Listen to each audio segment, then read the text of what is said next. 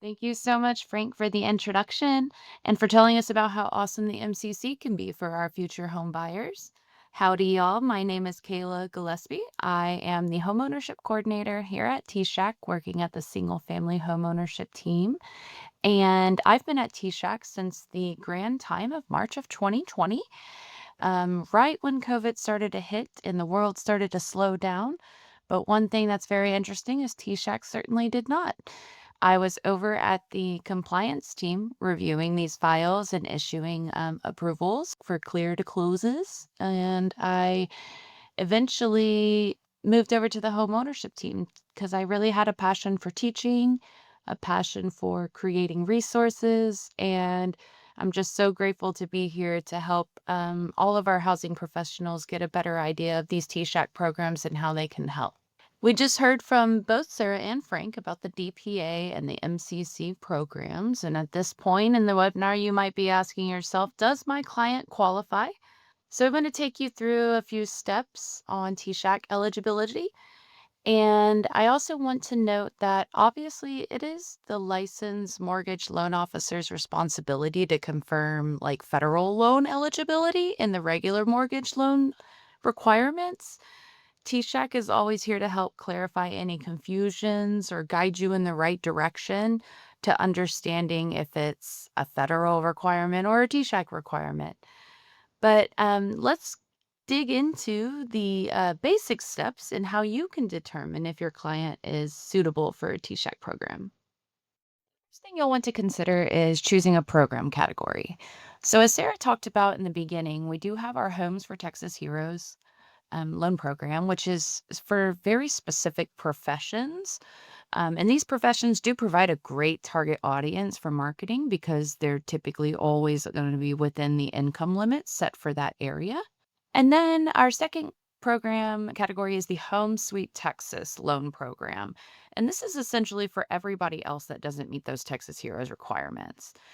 So the Home Sweet Texas program is for anyone that is currently in Texas or planning to move to Texas that meets our income and credit score requirements. So now let's define who is a Texas hero. The Texas Heroes list includes professional educators. That's our teachers, teachers' aides, school librarians, school counselors, and school nurses that are employed with a public independent school district. That is kindergarten through 12th grade. Also included on the professional educators list is nursing or allied health faculty. So that would be teachers at a nursing school. At this time, nurses are not included on the list, but teachers at a nursing facility are. Of course, on this list is our first responders, that includes peace officers, firefighters, and EMS personnel. Also, public security officers and county jailers. Of course, our veterans and our active military, as well as corrections officers and juvenile corrections officers. Remember, if your client does not fall into one of these categories, that's not a problem at all. They would just be eligible for the Home Sweet Texas category. Remember, anyone in Texas that meets our income and credit score limits may qualify. Just to clarify, the Texas Heroes list is defined through statute by the Texas legislature. So they're the ones who define who qualifies for the TSHAC's Texas Heroes program.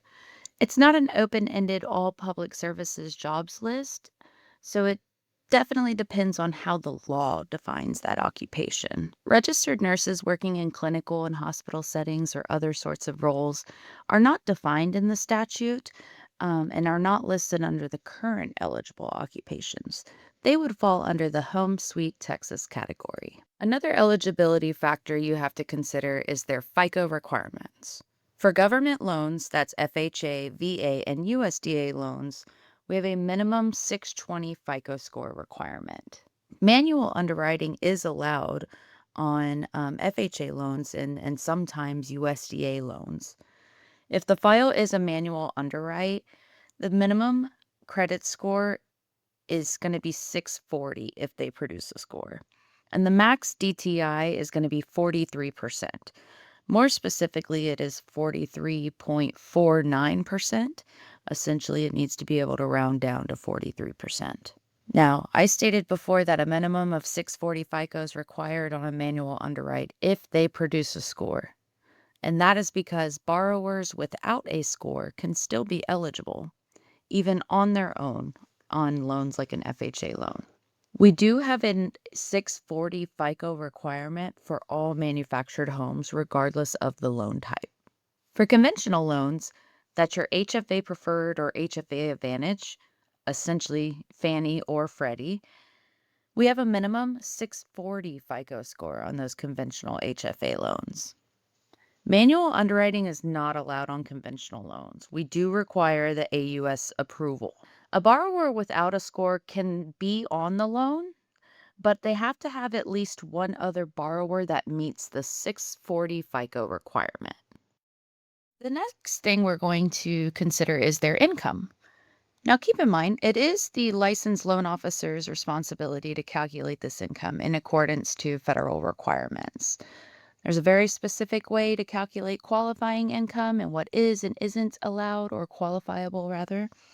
And then there's a different way to calculate household income, gross household income.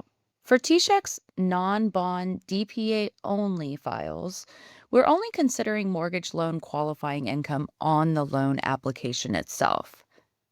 This means that even if there is a non-purchasing spouse or perhaps some part-time income that's not being used to qualify the borrower for the loan, then we don't have to consider it. Non-bond DPA only considers only the mortgage loan qualifying income on the application. And remember, non-bond DPA includes those 2 to 5% options as well as the no DPA option. That no DPA option is considered non-bond.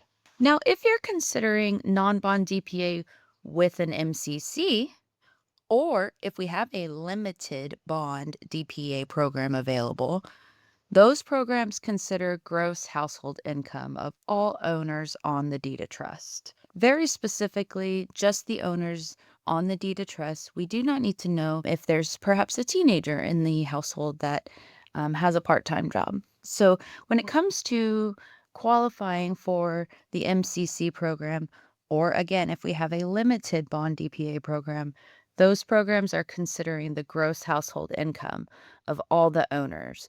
And those income limits do vary depending on household size. You can access our income and purchase price limits on our main website, www.tsahc.org. We also post the most recent version of these income limits in the Secure Lender Loan Doc portal. Now, on the website, you'll have access to a PDF, and eventually, with the launch of our new website, we're going to have a really great income tool that will help confirm the income limits by county and break it down based on program as well. To make it easy for you to decipher the PDF version of the income chart, we've created this cover page and it details the program type, loan type, and then that will give you the ability to click a link and it'll take you directly to the income chart for the program you chose. Now, this is what our non-bond DPA only income limit chart looks like today. You'll notice things look a little bit different. The non-bond DPA only is going to include the no DPA options. It'll also include the grant and forgivable second lien options for government loans. This is also the same chart for conventional DPA loans that are above 80% AMFI. Now, the TSHAC's non-bond DPA only program will no longer have different income limits between targeted and non-targeted areas. Previously, home buyers purchasing in a targeted area could qualify under higher income limits, but instead, our income limits were increased to 150% AMI. AMI stands for your area median income, also known as the average family income for a specific area. Our income limits were increased to 150% AMI for the Home Sweet Texas program. Home Sweet Texas is going to be anybody that doesn't meet the specifics under the Texas Heroes list. These new limits are effective as of June 13th, 2026. Now, starting on July 9th, 2026, the Texas Heroes program will have a higher income limit. We were able to increase the income limits for our Texas Heroes to serve more Texas Heroes that were in need of help to buy a home. So the Texas Hero income limit was raised to 170% AMI. Again, with non-bond DPA only, the property location does not change the income limit. Additionally, you'll notice there's not another column here that gives more numbers, and that's because the non-bond DPA only programs do not have any purchase price limits. So TSHAC does not set any purchase price limits there. You're just having to follow the standard loan limits based on loan type in that area. For the MCC program, there's a whole separate chart. Okay, so if you're doing DPA and MCC, you do have to consider the other chart. When we release a limited bond DPA program in the future, there will be an additional income chart for that limited bond DPA program. But this is just an example of what the DPA and MCC income and purchase price limit chart looks like. For the MCC program, targeted areas are still considered when determining the income limit. So you'll have a list of limits for non-targeted areas and a list of limits for if the property is located in that targeted area. You'll notice that the income also changes depending on household size. Household size includes any dependents that are in the home or other additional persons that are living in the home. While Texas Heroes do not receive higher MCC income limits, they will continue to benefit from the waiver of the MCC program fee. There is a one-time $400 MCC issuance fee, but Texas Heroes will continue to receive that waiver, and that MCC will be free for the Texas Heroes. Now, all the way to the right, you'll notice in those green columns, the MCC program does have purchase price limits, and they're different depending on if it's in a non-targeted area or a targeted area. And after much evaluation and some research, these price limits are very fair and are almost always within the limit for borrowers within this income limit. I like to bring up these income limit ranges to help prove a point.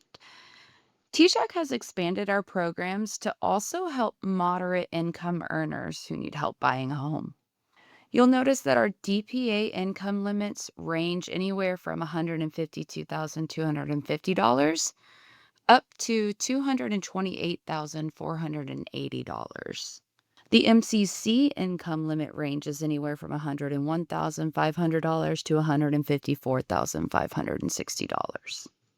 Now, it's important to remember that the loan officer is the one who will be calculating this income properly.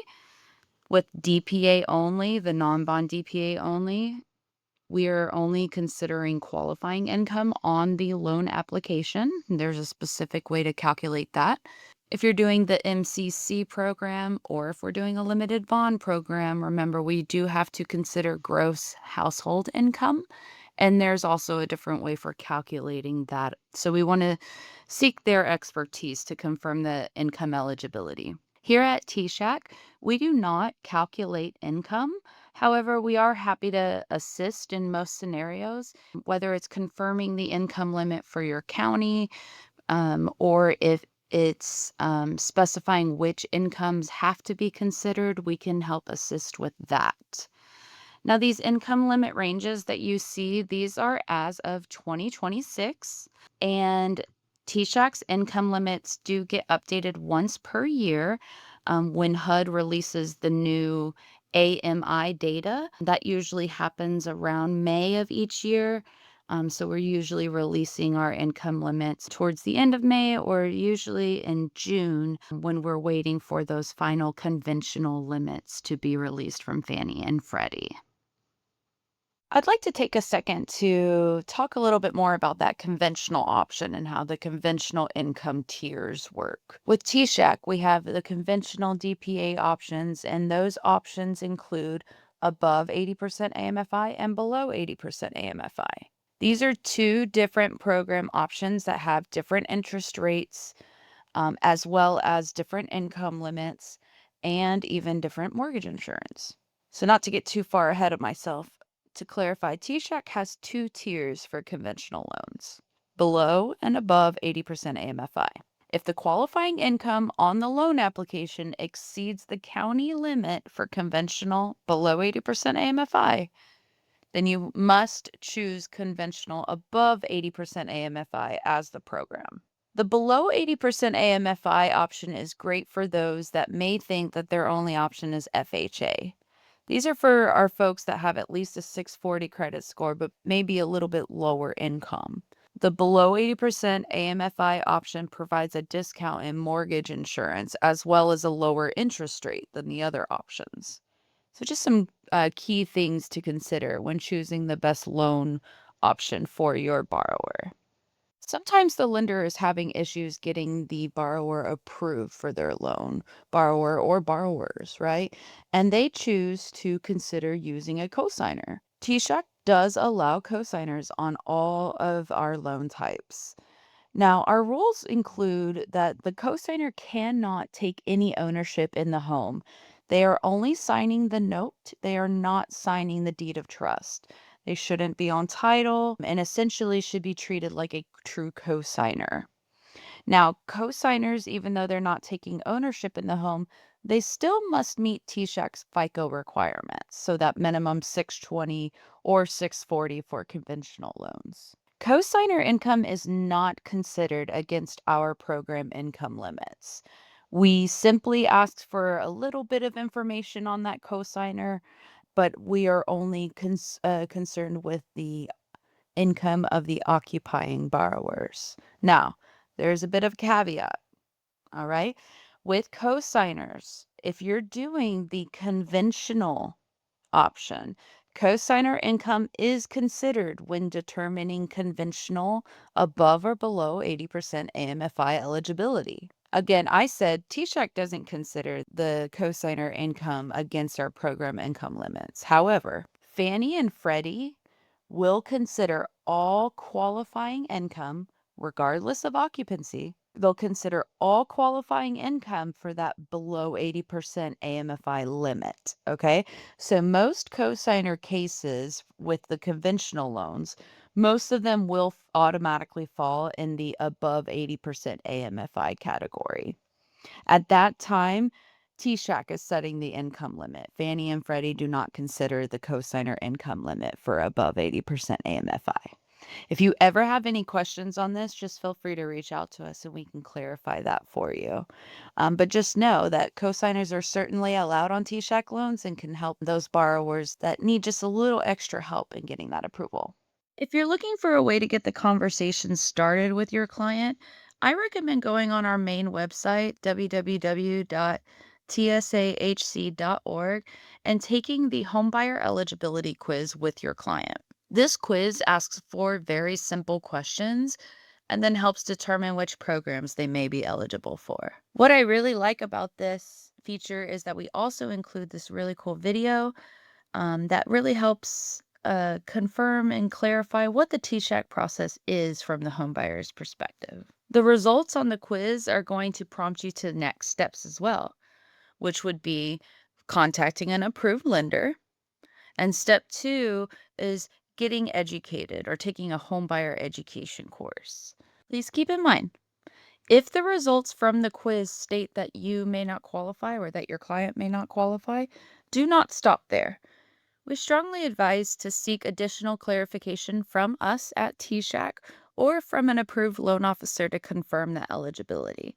There's a lot of different factors that we may not be considering, especially when it comes to what kinds of incomes we have to consider against program income limits. So don't let it discourage you. Keep on moving. As stated from the eligibility quiz, essentially the next step is going to be to find a lender. Now, TSHAC does a lot to generate a lot of potential homebuyer web traffic on our website and really encourage them to utilize these search tools that we have created for them. We often get the question, how do I find a great lender? And the way TSHAC helps with that is that we only list approved and trained lenders on our website. We have two different options. We love to highlight our top performing loan officers. This is going to be 20 to 25 lenders that have helped the most TSHAC families within the last year. Typically, these folks are helping anywhere from 50 to over 100 families within a single year using TSHAC programs and providing them with that dream of home ownership. Aside from the statewide top performers, we also list or have a search tool rather for preferred loan officers by county. Now, this specific list is going to be only for loan officers that close four or more TSHAC loans within the last year. We monitor production quarterly and we send out invites to those loan officers that are eligible to be on our website. So the only loan officers on the website have been fully trained in the TSHAC process itself. Now, that being said, you don't have to have a profile to be an approved lender. Any loan officer, including brokers, that are working with a TSHAC approved company, they can offer our programs once they've taken the required training. We also have our Find a Realtor page. If you are a realtor, this is a great way to get your name out there as someone who knows about these programs. As I stated before, we drive a lot of traffic to our website. So this is just another way for a home buyer to get connected to you by having your participating realtor profile accessible, right? Who doesn't love free referrals? Now, similar to the loan officer thing, there are some prerequisites required. Any Texas realtor can represent a home buyer using TSHAC. You, as a realtor, do not have to be trained. But as I stated before, if you are TSHAC trained, there's benefits, right? The Find a Realtor page is full of realtors that have taken a TSHAC Realtor CE training within the last year. Realtors, you all are encouraged to make it an annual tradition and take the TSHAC CE training, overcoming the down payment hurdle once per year, and remain active as a TSHAC participating realtor. Plus, you'll be up to date with any nuances or updates that we've done to our programs and making you stand out as a knowledgeable realtor. Let's talk about something I'm super passionate about, getting educated. Homebuyer education is a key requirement for TSHAC's programs, and it's one of the easiest steps to get ahead of early in the process. At least one borrower on the loan has to complete a homebuyer education course. Regardless of if they've owned a home in the past or even currently own one, we still require at least one borrower on the loan to complete that course. The course itself has to be HUD approved or meet the national industry standards. Both of these entities have their own search engine on their website, but we also hope to incorporate that into our website one of these days, making it a little bit easier. Something to note, we cannot use another HFA's course. Some other agencies will produce their own education course for their programs, and we're not allowed to use theirs unless, of course, it meets the HUD requirements or the national industry standards. These education certificates are valid for one whole year. And this is where I'm going to stress again that because they are good for one whole year, that it's really important to get ahead of this. You have to take this education course prior to closing. We don't want to get to the closing table and realize that we have maybe missed this. So it's very important to get that certificate at least a year before or within a year of closing. Worst case scenario, some of these classes are free and they may need to retake it. So there are in-person options available. There's online options available. Some of them have a cost, but some of them are free. Again, to mention one more time, these certificates are valid for one whole year. So if for any reason it does expire before they end up finding their dream home, they can simply take it again. These two courses, the Fannie Mae Home View and the Freddie Mac Credit Smart, are available online They are totally free and they are also available in Spanish. So it's one of the many education courses that we recommend. It's already time for us to recap what we've learned in this qualifications section of the Train the Trainer webinar. Just some few things I want to make sure you take away. With non-bond DPA only, TSHAC is only considering mortgage qualifying income on the loan application. This includes all the non-bond options on our rate sheet and the no DPA option as well. The MCC program or a limited bond DPA program is going to consider household income. And household for us is going to be anyone signing the deed of trust as far as income is concerned. We have a minimum FICO requirement of 620 for government loans and 640 for conventional. Targeted areas have higher income and purchase price limits, and the first-time homebuyer requirement is waived when applicable. Lenders must be trained and employed with an approved company. Realtors do not require approval, but we super duper encourage you to take our training so that you can be on our website as a realtor who has been TSHAC trained. And lastly, something we love to push, turnaround times here at TSHAC are super fast. Just because you're adding a TSHAC DPA does not mean that you have to add additional timing for your mortgage loan approval. On average, TSHAC loans still close within the standard 30 days. In fact, TSHAC's current turn times are only 1 business day. So we strive to maintain that expected turn time from now and through the future of these TSHAC programs. We pride ourselves on being very responsive and doing everything we can to help you get your home buyer into that home they've been dreaming of. Thank you guys so much for sitting with me. Now let's hear from our director, Janya Levesque. She's going to tell us all about some really awesome marketing resources that you can utilize.